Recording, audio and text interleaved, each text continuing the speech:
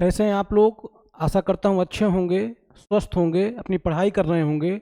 हम लोग सेंटेंसों के स्ट्रक्चर पे बातचीत कर रहे थे, तो आज हम बात करने वाले हैं फ्यूचर परफेक्ट कॉन्टिन्यूअस टेंस, या इसी को कहते हैं आप फ्यूचर परफेक्ट प्रोग्रेसिव टेंस के स्ट्रक्चर के बारे में। देखिए, इस टेंस में आई तथा वी के साथ आप शैल हैव बीन का यूज करें। ऑल अदर सब्जेक्ट्स, जो अन्य सब्जेक्ट्स हैं, उनके साथ आप विल हैव बीन का यूज करें। आधुनिक ग्रामर में आई तथा वी के साथ भी विल हैव बीन का प्रयोग होता है बिना किसी अंतर के। यूं कहूं कि आई वी के साथ भी विल हैव बीन का प्रयोग ही ज्यादा प्रचलन में है। ठीक, हाँ, एक चीज का ध्यान रखिएगा, अगर सेंटेंस हमारा इंट्रोगेटिव होगा तब आई तथा वी के साथ आप शैल हैव बीन का यूज ही करें, विल हैव बीन का यूज करने से बचें। ठीक, आइए देखते हैं। देखिए, असर्टिव सेंटेंस का स्ट्रक्चर देखिए क्या होता है इसका। सब्जेक्ट विल शैल में से कोई एक, हैव, बीन वर्ब की फोर्थ फॉर्म और अदर वर्ड्स। एग्जाम्पल देखें, I shall have been reading a book for 2 hours. हाँ, एक चीज ध्यान रखिएगा, इसमें अगर पीरियड ऑफ टाइम आए तो उसके लिए आप फॉर का यूज करिएगा। अगर कहीं पीरियड ऑफ टाइम का यूज हो तो आप फॉर का यूज करें, लेकिन अगर पॉइंट ऑफ टाइम का यूज हो तो फिर वहां पे आप सिंस का यूज ना करें। ध्यान रखिएगा, सिंस का यूज फ्यूचर परफेक्ट कॉन्टिन्यूअस में पॉइंट ऑफ टाइम के लिए नहीं किया जाता है। पीरियड ऑफ टाइम के लिए आप फॉर का यूज करें, पर पॉइंट ऑफ टाइम के लिए आप सिंस का यूज मत करें। फ्यूचर परफेक्ट कॉन्टिन्यूअस की बात कर रहा हूं मैं। ठीक, हाँ, कभी आवश्यकता पड़ती है तो हम भाव अनुसार फ्रॉम का यूज कर लेते हैं। ध्यान रखिएगा, किसका यूज करेंगे? फ्रॉम का। लेकिन ध्यान रखिएगा, पॉइंट ऑफ टाइम के लिए आप फ्यूचर परफेक्ट कॉन्टिन्यूअस में सिंस का यूज नहीं करेंगे।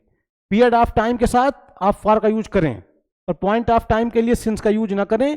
कभी इन्हीं परिस्थितियों में हम फ्रॉम का यूज करते हैं, सिंस का यूज नहीं करते हैं। आइए स्ट्रक्चर देख लीजिए। सब्जेक्ट हम लोग है ना, असर्टिव सेंटेंस का अफर्मेटिव सब्जेक्ट हो जाएगा विल शैल में से कोई एक, हैव, बीन वर्ब की फोर्थ फॉर्म और अदर वर्ड्स। देखिए example, I shall have been reading a book for 2 hours. तो आई आपका सब्जेक्ट हो गया, शैल हैव बीन का यूज किया आपने। आई है तो आपने शैल हैव बीन लगाया। आप यहां विल हैव बीन भी लिख सकते हैं, कोई दिक्कत वाली बात नहीं है। रीडिंग वर्ब का फोर्थ फॉर्म हो गया, अब बुक हमारा ऑब्जेक्ट हो गया, फॉर 2 आवर्स ये हमारा अदर वर्ड हो गया। ठीक, फिर देखिए लिखा they will have been playing cricket for hours. तो दे आपका सब्जेक्ट हो गया, विल हैव बीन का यूज किया आपने, प्लेइंग वर्ब की फोर्थ फॉर्म हो गई, क्रिकेट हमारा ऑब्जेक्ट हो गया, फॉर आवर्स अदर वर्ड्स हो गए। ठीक, आइए और एग्जांपल देखते हैं।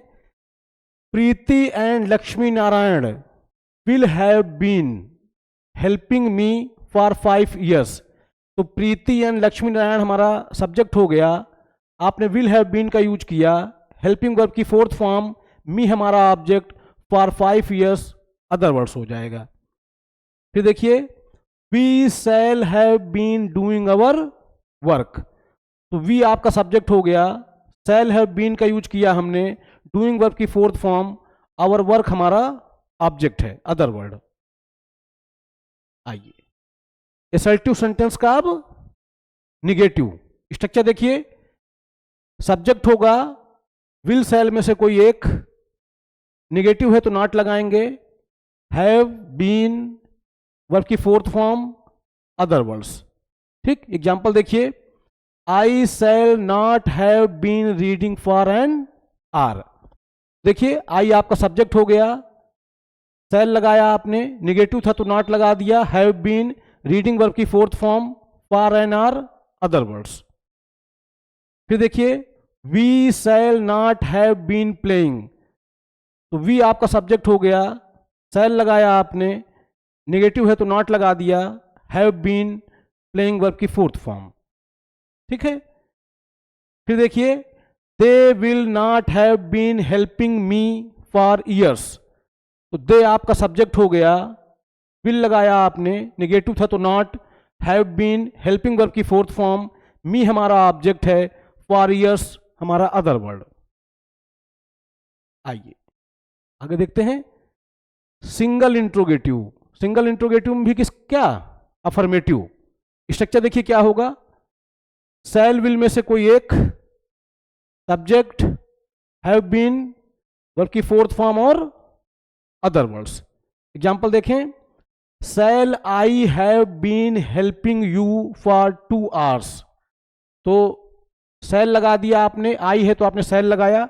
मैंने आपको बताया था आई और वी के साथ भी विल का यूज होता है, मगर अगर सेंटेंस इंट्रोगेटिव हो तो फिर आप विल का यूज ना करें, आई वी के साथ फिर आप सेल का यूज ही करें। देखिए, shall I have been helping you for 2 hours, ठीक, सेल का यूज किया आपने, आई आपका सब्जेक्ट है, हैव बीन हेल्पिंग वर्ब की फोर्थ फॉर्म, यू हमारा ऑब्जेक्ट है, फॉर 2 hours अदर वर्ड्स। फिर देखिए लिखा है will you have been playing for 3 hours, तो ठीक है, विल यूज किया आपने, यू आपका सब्जेक्ट है, हैव बीन प्लेइंग वर्ब की fourth form, for 3 hours other word. Shall we have been sitting there, shall लगा दिया आपने, वी आपका सब्जेक्ट है, हैव बीन सिटिंग वर्ब की फोर्थ फॉर्म, देयर हमारा एडवर्बियल अदर वर्ड। आइए अब सिंगल इंट्रोगेटिव का निगेटिव देखिए, विल सेल में से कोई एक यूज करेंगे आप, सब्जेक्ट यूज करेंगे, निगेटिव है तो नॉट लगा दीजिए, हैव बीन वर्ब की फोर्थ फॉर्म और अदर वर्ड्स। ध्यान रखिएगा, इसी को मैं ऐसे भी लिख सकता हूं, won't, shan't, subject, have been verb की फोर्थ फॉर्म और अदर वर्ड्स। ध्यान रखना है हमको इस चीज का कि अगर रिटन लेवल की बात आएगी तो इसका यूज होता है, इसका प्रयोग बोलचाल की भाषा में होता है, ठीक।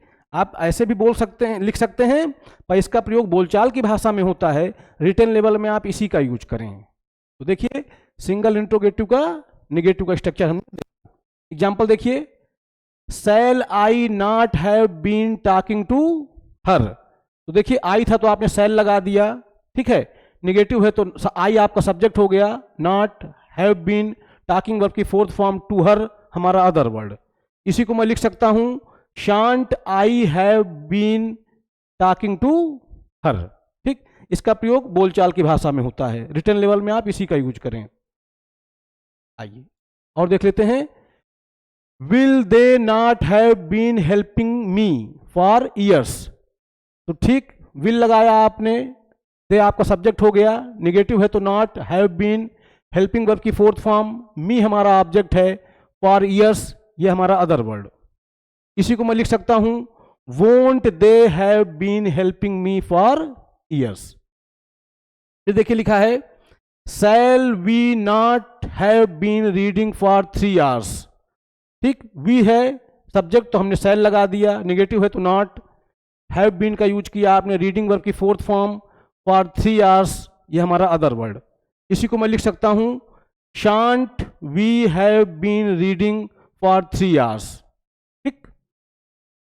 चलिए अब डबल इंट्रोगेटिव का अफर्मेटिव देखिए, इंट्रोगेटिव वर्ड लिखेंगे आप, उसके बाद शैल विल में से कोई एक, सब्जेक्ट, हैव बीन वर्ब की फोर्थ फॉर्म और अदर वर्ड्स। देखिए इंट्रोगेटिव वर्ड हो गया, शैल लगा दिया आपने, आई था तो शैल लगा दिया, आई आपका सब्जेक्ट है, हैव बीन रीडिंग वर्ब की फोर्थ फॉर्म, अ बुक हमारा ऑब्जेक्ट, फॉर 2 hours हमारा अदर वर्ड। फिर देखिए हाउ आपका इंट्रोगेटिव वर्ड हो गया, विल लगाया आपने, दे था तो दे सब्जेक्ट है तो विल लगा दिया, हैव बीन, ठीक, हेल्पिंग आपकी वर्ब की फोर्थ फॉर्म, मी हमारा ऑब्जेक्ट है, फॉर ईयर्स अदर वर्ड। फिर देखिए डबल इंट्रोगेटिव का निगेटिव स्ट्रक्चर देखिए क्या होगा, इंट्रोगेटिव वर्ड होगा, शैल विल में से कोई एक, आवश्यकता अनुसार सब्जेक्ट के अनुसार, subject, not, have been verb की फोर्थ फॉर्म, अदर वर्ड्स। इसी को हम ऐसे भी लिख सकते हैं, interrogative word, shan't, won't, subject, have been verb की फोर्थ फॉर्म और अदर वर्ड्स। एक चीज आपको मैंने पहले बताई है, रिटन लेवल में आप इसका यूज करें, इनका यूज होता है मगर बोलचाल की भाषा में। रिटन लेवल में आप इसका यूज करने से बचें, रिटन लेवल में आप इसी का यूज करें। आइए एग्जाम्पल देखते हैं। देखिए, वाई आपका इंट्रोगेटिव वर्ड हो गया, शैल, आई आपका सब्जेक्ट है, नेगेटिव था तो नॉट लगा दिया, हैव बीन, प्लेइंग आपकी वर्ब की fourth form, for 2 hours other words. इसी बात को मैं लिख सकता हूं, why shan't I have been playing for 2 hours। ठीक, फिर एग्जाम्पल देखिए, व्हेन इंट्रोगेटिव वर्ड हो गया, विल लगाया आपने, दे के अनुसार विल, ठीक, दे आपका सब्जेक्ट है, नेगेटिव है तो नॉट, हैव बीन, हेल्पिंग आपकी वर्ब की फोर्थ फॉर्म, मी हमारा ऑब्जेक्ट। इसी को मैं लिख सकता हूं, when won't they have been helping me. ठीक, आशा करता हूं मेरी बात आपको समझ में आई होगी। ये स्ट्रक्चर था फ्यूचर परफेक्ट कंटीन्यूअस टेंस का। पढ़ते रहें, अपने स्वास्थ्य का ध्यान रखें। बहुत बहुत धन्यवाद।